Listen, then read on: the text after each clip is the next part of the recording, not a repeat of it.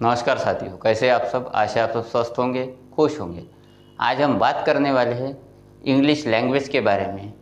क्यों हमारे देश के पेरेंट्स किंडर गार्डन से लेके 10th कक्षा तक बच्चों को इंग्लिश मीडियम में पढ़ाते हैं और उस पर लाखों रुपए खर्चा करते हैं, जिसके बारे में आज हम डिटेल में जानकारी देंगे।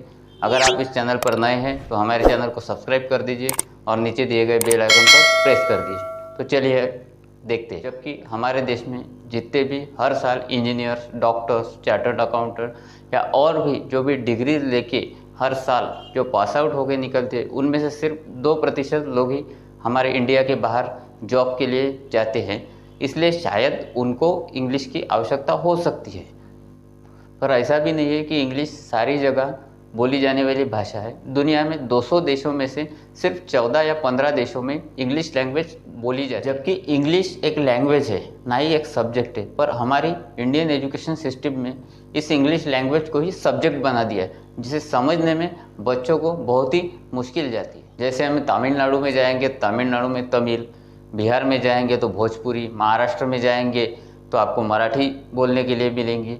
उसी मातृभाषा लैंग्वेज को किसी भी बच्चों को किताब लेके सिखानी नहीं पड़ती, क्योंकि वहाँ का उस स्टेट का सराउंडिंग ऐसा है। वहाँ पे सभी लोग घर के परिवार से लेके आजू बाजू वाले से यहाँ तक कि अपने जो भी सिटी है उसमें ज़्यादातर वही लैंग्वेज बोली जाती है। तो उन्हें कोई भी किताब लेकर सिखाना नहीं पड़ता, वो जन्म से ही उनको आ जाती है।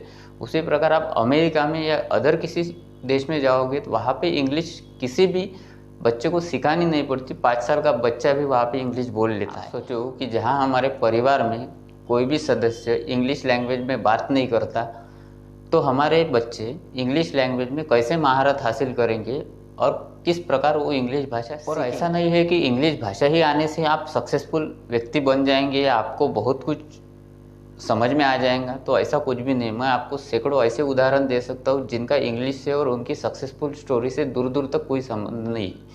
जैसे सचिन तेंदुलकर अपने 10वीं क्लास में फेल हुए थे, फिर भी आज उनको भारत रत्न मिला है। तो ऐसा कुछ नहीं है। धीरू भाई अंबानी, उनको कुछ अंग्रेजी आती नहीं, फिर भी उनका रिलायंस आज देश विदेशों में फैला हुआ है। वैसी तरह अमेज़न कंपनी जो आज दुनिया के सभी लगभग देशों पर राज कर रही है, वहाँ पे अपने बिजनेसेस चला रही है। उसके जो मालिक है जेफ बेजोस, क्या उनको हिंदी आती है? तो भारत में बिजनेस कर रहे हैं, उनको हिंदी नहीं आती, उन्हें इंग्लिश आती है, फिर भी वो अपने यहाँ बिजनेस कर रहे हैं। तो मेरे को समझ में नहीं आता कि हमारे देश के पेरेंट्स अपने बच्चों के पीछे क्यों इस तरह लगते हैं कि आप इंग्लिश मीडियम में ही पढ़ो, और क्यों इंग्लिश का इतना बड़ा फैड है। ऐसा नहीं है कि आपको इंग्लिश आने से ही। हाँ, एक बात है कि इंग्लिश हमारे समाज में ऐसी एक प्रथा बन गई है कि जो व्यक्ति को इंग्लिश बोलना आता है वो व्यक्ति रिच कैटेगरी में जाता है, और जो हिंदी बोलता है वो शायद पुअर कैटेगरी में आता है या फिर उसको होशियार नहीं समझा। आज अगर आप 2022 के यदि यूपीएससी, जो कि हमारे देश की सबसे टफेस्ट एग्ज़ाम मानी जाती है, यदि आप 2022 के रिजल्ट निकाल के देखोगे तो उसमें हिंदी लैंग्वेज से 54 स्टूडेंट पास आउट हुए हैं, और जो बड़े बड़े पदों पर लगे हैं वो जो लोग हैं, वो जो स्टूडेंट है, वो पूरे मिडल बैकग्राउंड से आते थे, ग्रामीण एरिया से आते थे, तो भी उन्होंने इतनी बड़ी टफेस्ट एग्ज़ाम क्रैक की।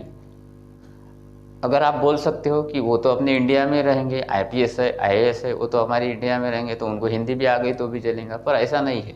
यूपीएससी में आईएफएस एक ऐसी सर्विस है, इंडियन फॉरेन सर्विस, जो उन्हें विदेशों में इंग्लिश में बात करनी पड़ती है, तो भी वो लोग जो सिलेक्ट होते हैं वो स्टूडेंट, वो आईएफएस में भी जॉब करते हैं, वो इंग्लिश भी सीख। जिस प्रकार यदि परिस्थिति है उस प्रकार कोई भी व्यक्ति अपनी लैंग्वेज को डेवलप करता है। और शायद अगर मुझे यदि आप 5 महीने के लिए, 6 महीने के लिए किसी दूसरे स्टेट में छोड़ दोगे तो मैं भी वहाँ की लैंग्वेज सीख जाऊँगा। जैसे एक उदाहरण के तौर पर दूँ तो शिवाजीराव गायकवाड़, जिन्हें आप रजनीकांत कहते हैं, वो मराठी थे, आज वो तमिल इंडस्ट्री के में तमिल में फिल्में करते हैं। वो वहाँ की भाषा सीख गए, क्योंकि वहाँ का सराउंडिंग आपको सिखा देता है वो सब चीज़ें, वो सब लैंग्वेज। और हाल ही में पिछले साल ही एमबीबीएस और इंजीनियर की पढ़ाई जो कि हिंदी भाषा में होने लगी है, जिसका एक प्रयोग अभी भी शुरू है। डॉक्टर और इंजीनियर की पढ़ाई करने वाले छात्रों के लिए बड़ी खुशखबरी है। अब इसकी पढ़ाई हिंदी में भी होगी। मध्य प्रदेश के बाद अब एक और राज्य ने इसका ऐलान किया है। कि इसके यहाँ पर मेडिकल और इंजीनियरिंग की पढ़ाई हिंदी में करवाई जाएगी। ये राज्य कोई और नहीं बल्कि उत्तर प्रदेश है। अब उत्तर प्रदेश के युवाओं को डॉक्टर और इंजीनियर बनने में काफी मदद मिलने वाली है। इसी भाषा के चक्कर में हमारे देश के बच्चे कुछ नया इन्वेंशन नहीं कर पाते, क्योंकि हमारे बच्चे पढ़ते एक लैंग्वेज में हैं और समझते दूसरे लैंग्वेज में। जैसा कि मान लो कि आपने इंग्लिश मीडियम में यदि बच्चों को डाला तो वो इंग्लिश मीडियम में पढ़ाई करता है, पर वो अपने माइंड में जो समझता है वो हिंदी में या फिर उसके मदर टंग लैंग्वेज में, मातृभाषा में समझता है। तो किस प्रकार नई चीज़ का विजुअलाइजेशन करेंगे और किस भाषा में करेंगे, वो दोनों भाषा में कन्फ्यूज़ हो जाते हैं। जैसे अमेरिका हो गया, इंग्लैंड हो गया, वहाँ पे इंग्लिश भाषा चलती है, इंग्लिश भाषा पढ़ाई जाती है, इंग्लिश भाषा अपने जन्म से ही उनको उसी में समझते हैं। इसीलिए वहाँ के लोग सामने आपको इसीलिए दिखते हैं क्योंकि वो उसी भाषा में सोचते हैं और वही भाषा पढ़ते हैं। और हमारे देश की जो प्राचीन भाषा है वो अंग्रेजी है ही नहीं। हमारे देश की जो सबसे पुरातन कालीन जो भाषा है, जो लैंग्वेज है, वो संस्कृत है, हिंदी है। उसके बाद में जो भाषा आई स्टेट के हिसाब से वो स्टेट लैंग्वेजेस है। हमारे देश में जो अंग्रेजी आई वो अंग्रेज़ हमारे देश पे राज कर रहे थे, उसकी वजह से हमारे देश में अंग्रेजी लैंग्वेज आई है। वो इसलिए आई क्योंकि अंग्रेज़ों को यहाँ पर काम करने के लिए, क्योंकि लीडरशिप क्वालिटी उनके पास में थी, उनको यहाँ पे उनके नीचे स्तर पर काम करने के लिए लोग चाहिए थे और उनकी भाषा उनको कुछ समझाने के लिए या उनसे कुछ समझने के लिए उनको एक भाषा की ज़रूरत थी, जो कि उनको इंग्लिश आती थी। तो उन्होंने हमारी जो एजुकेशन पॉलिसी थी, जिसने पॉलिसी लगाई उसका नाम है लॉर्ड मैकॉले, उसने एजुकेशन पॉलिसी अंग्रेजी में कर दी। तो हमारे बच्चे उस वक्त अंग्रेजी में पढ़ने लगे। अगर आप हमारी अंग्रेज़ी, इंग्लैंड की अंग्रेज़ी में ग्रामर का दूर दूर तक कोई संबंध नहीं है, पर हमारी अंग्रेज़ी में ग्रामेटिकली इतनी प्योर है क्योंकि हमारी जो अंग्रेजी है वो मान सम्मान के हिसाब से हम ग्रामर यूज़ करते हैं, और जो शायद लॉर्ड मैकॉले ने ही दिया हुआ है, क्योंकि उसको वर्कर्स चाहिए थे ना कि मालिक। इसीलिए उसने इस प्रकार की एजुकेशन पॉलिसी हमें प्रदान की और हम आज इतने सालों बाद भी उसी पैटर्न में जी रहे हैं और वही पैटर्न हम चला रहे हैं, उस पर ज़्यादातर फोकस कर रहे हैं।